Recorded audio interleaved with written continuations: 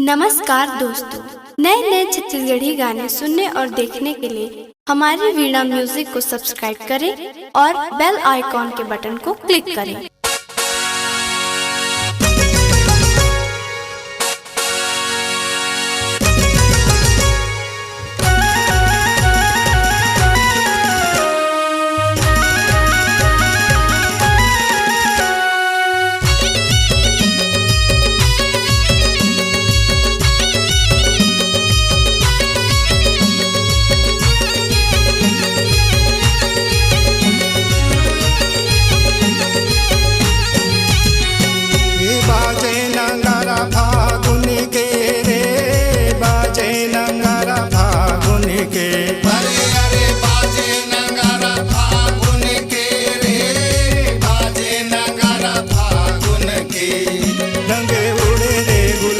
रंग उड़े रे गुलाल बाजे नंगारा फागुन के रे।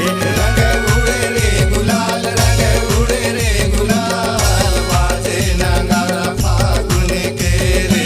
ये बाजे नंगारा फागुन के रे, बाजे नंगारा फागुन के। अरे अरे बाजे नंगारा फागुन के रे, बाजे नंगारा फागुन के। रंग उड़े रे गुलाल, रंग उड़े रे गुलाल बाजे नंगारा फागुन के रे। रंग उड़े रे गुलाल, रंग उड़े रे गुलाल बाजे नंगारा फागुन के रे।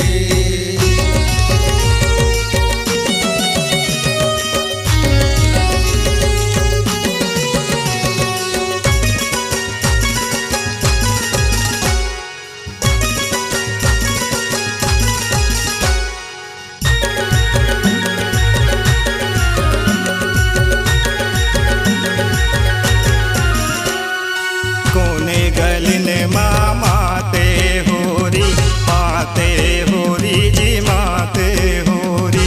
कोने गलिन माते होरी, माते होरी जी माते होरी। कहाँ उड़े रे गुलाल, कहाँ उड़े रे गुलाल बाजे नंगारा फागुन के रे। कहाँ उड़े रे गुलाल, कहाँ उड़े रे गुलाल बाजे नंगारा फागुन के।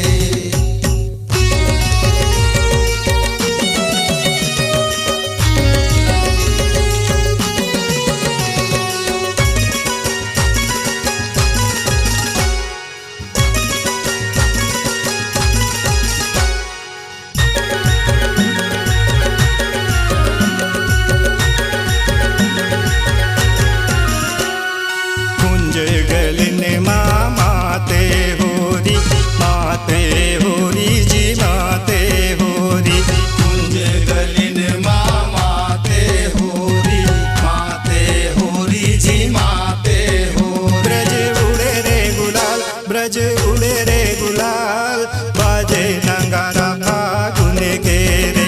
रंग उड़े रे गुलाल, रंग उड़े रे गुलाल बाजे नंगारा फागुन के।